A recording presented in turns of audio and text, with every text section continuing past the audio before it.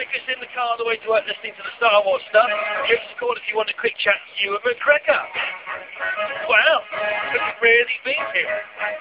We checked him out and he was.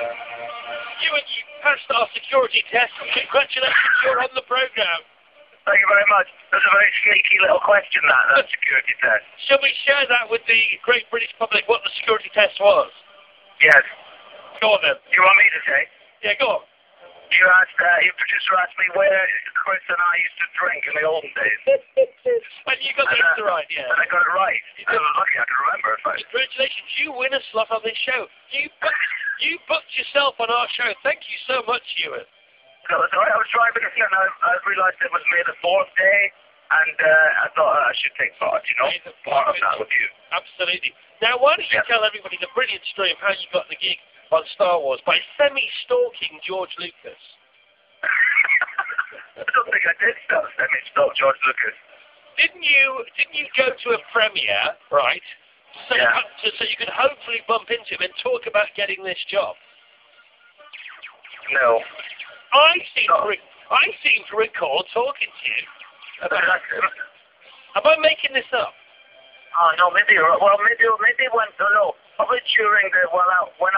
did many auditions to get the part. Right, got it. So maybe during that time, after I thought that maybe I was getting close to getting the part, maybe then I did manufacture a kind of meeting somewhere as possible. Yes, it's possible. I did that. You were already a long time ago. Yeah, but you were already a huge deal, and yet the audition process was finite, to say the least. What did you have to do? What kind of stuff were you doing at those auditions? Just had to read scenes initially, not with him, but with the casting directors, and then ended up meeting George, and then I think the final part of the audition was to go up to the studios and film a couple of scenes with Liam Neeson. So that was the last, and by that time it was down to me and 2 or 3 other actors, I think. My goodness me, so all the way to actually filming with Liam Neeson, you still hadn't actually got the gig? No. After those first 2 scenes, and then I had got it. And I wasn't sure to begin with because it was such a big deal, Yeah. I've been used to making mainly kind of independent, small, gritty films, and I didn't know whether it was really the right thing to do, but as I got closer and closer to it, I realised I wanted to do it more and more. Brilliant. Now, I've got to ask you this. How well did you get to know George Lucas? Would you consider him a friend now? I just get to know him very well because he's quite a quiet, private, I suppose. I like George very much. I really do like him. He's a nice man. He's very nice to work with. So, but I don't see him very often. I bump into him now and again.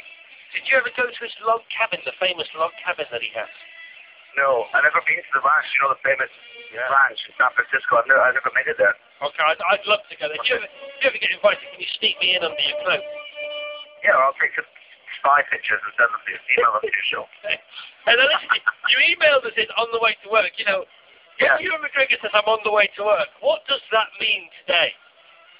Well, I'm sitting here with Lee and my dog Sid on my lap, and we're heading to Long Cross Studios, which is southwest of London, where I'm making a film called Jack the Giant Killer, and with some lovely actors, and Brian Singer's directing. It's good. It's a big old version of Jack and the Beanstalk. We're not supposed to say it's Jack and the Beanstalk, but it's Jack and the Beanstalk. No? All right. Are you indoors today or outdoors? Because you've got a lovely shooting blue sky, haven't you, if you want it? I know, but we need the room so we're inside because we need it to be cloudy. Oh, no. Heck, don't you hate that? I know, I hate that, yeah. But it's nice. We listen to your show every morning the way in, Chris. All right. It always make us smile. All right, well, that's my job. Thanks so much for bothering to contact us. Have a lovely day, and may the 4th be with you particularly. May the 4th be with you, Chris, and all your listeners. Love it. Absolutely.